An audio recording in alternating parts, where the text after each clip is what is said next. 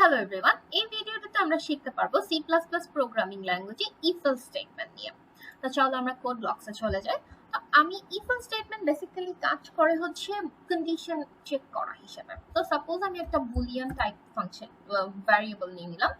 আমি ভ্যারিয়েবল দিলাম is check নামের একটা ভ্যারিয়েবল আমি রাখলাম, যেটা আমি ডিফল্ট ট্রু রেখে দিলাম। তো আমি একটা ইফ স্টেটমেন্ট নিলাম, parenthesis and then open and close curly brackets. এই curly brackets এর ভিতরে আমার piece of codes গুলো থাকবে। তো আমি is check আমার parenthesis এর ভিতরে দিয়ে দিলাম is check। এখন আমি এখানে দিয়ে দিলাম see out, আমি প্রিন্ট করতে চাচ্ছি যে আমার suppose this is a car। যদি আমার এটা true হয় তাহলে সে প্রিন্ট করবে যে this is a car। তো চলো যদি আমরা এটা বিল্ড এন্ড রান দিই তাহলে কি দেখতে পারবো যে this is a car print হয়েছে, কারণ এটা ট্রু। বাট এটা যদি আমি ফলস দেই তাহলে দেখতে পারবো যে আমার কোনো কিছু এক্সিকিউট হচ্ছে না। তার মানে কি? তার মানে হচ্ছে ইজ চেকটা আমার ফলস। তো ফলসে আমার কোনো কিছু তো প্রিন্ট করে দেখাতে হবে, সেক্ষেত্রে আমি এলস লিখে open and close curly brackets এর ভিতরে জাস্ট কপি করে নিয়ে আসি। কার্লি ব্র্যাকেটের ভিতরে আমি বললাম যে দিস ইজ নট আ কার। এখানে আমি বললাম যে সাপোজ যে দিস ইজ আ কার। এখন আমি দেখি ফলস এর ক্ষেত্রে সে আমাকে কি প্রিন্ট করে দেখায়। এখন সে ফলস এর ক্ষেত্রে আমাকে প্রিন্ট করে দেখাচ্ছে this is not a car. So এভাবে আমার খুবই সিম্পল ইফ আর এলস কন্ডিশন কাজ করে থাকে। বাট এখানে আমি সাপোজ আরেকটা ভ্যারিয়েবল আনতে চাচ্ছি, যেটা তাই বুলি রেখে, যে এটা আমি বলতে চাচ্ছি চেক করবে যে ইজ আমি কারটা লার্জ কার চাচ্ছি। সো আমার এখানে চেক করবে ইজ লার্জ। সো আমি আপাতত দুইটাকে ট্রু হিসেবে রেখে দিচ্ছি, let's see how it works. And if else স্টেটমেন্টের প্যারেনথেসিসের ভেতরে এখন আমি অ্যাম্পারস্যান্ড দেব, ডাবল অ্যাম্পারস্যান্ডের ভিতরে ইজ চেক তো ছিল, এখন আমি ইজ লার্জ ইউজ করব। ডাবল প্যারেনথেসিস মানে হচ্ছে আমার is check and is large দুইটা কন্ডিশনকে ট্রু হতে হবে। তাহলে চলো আমরা যদি এখন বিল্ড এন্ড রান দিই তাহলে দেখা যাচ্ছে this is a car print হচ্ছে। কেন?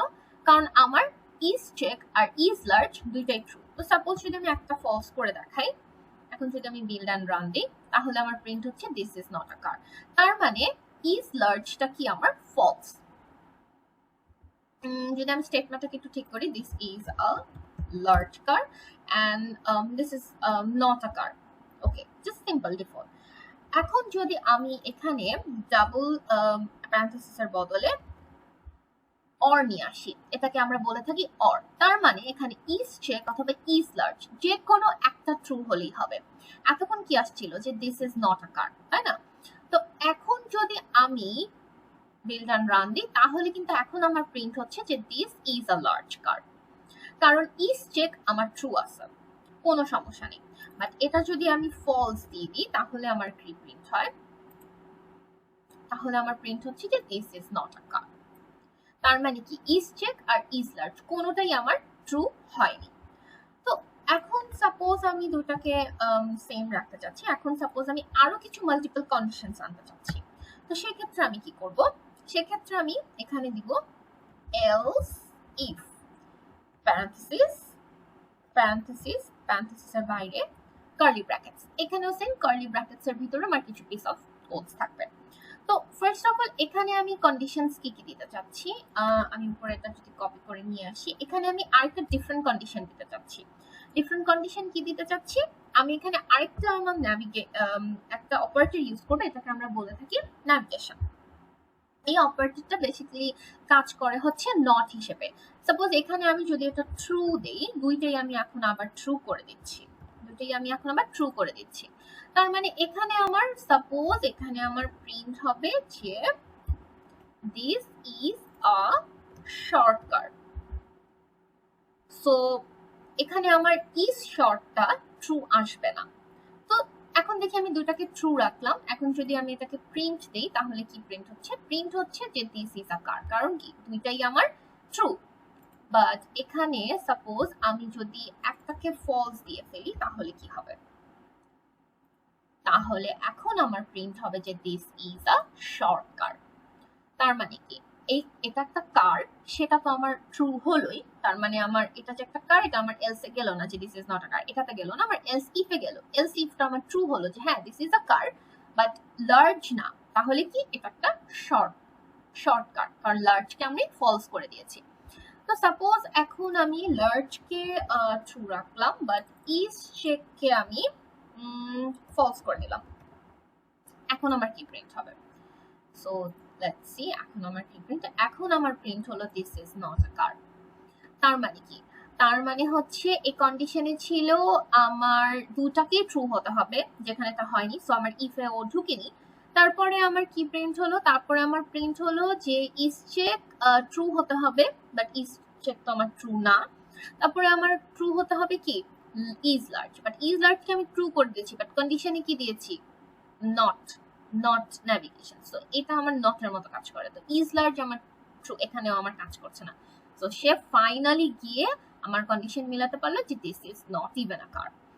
সো আরেকটা কন্ডিশন আমরা দেখতে পারি, অল পসিবল কন্ডিশনস আমরা দেখতে পারি। ঠিক আছে, অল পসিবল কন্ডিশনস দেখার জন্য আমরা কি করতে পারি? এখন আমরা ন্যাভিগেশনকে দিয়ে দিতে পারি ইজ চেকের ভিতরে। তাহলে কি দিস ইজ ইজ চেক যদি আমি এখন এখানে ট্রু করে দেই, ইজ চেক যদি এখানে আমি এখন ট্রু করে দেই, তাহলে এখন আমার প্রিন্ট স্টেটমেন্টটা কি হবে? This is large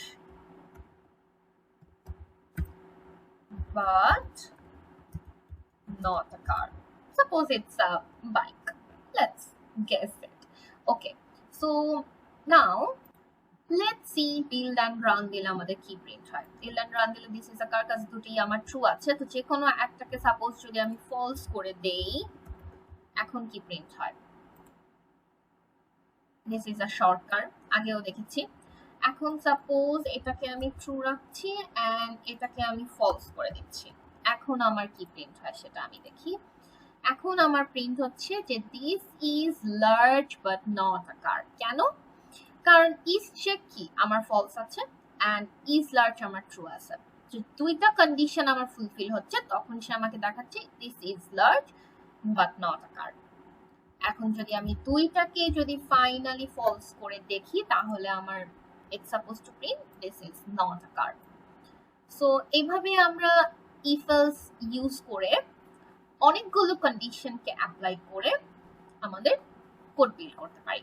thank you for watching this video.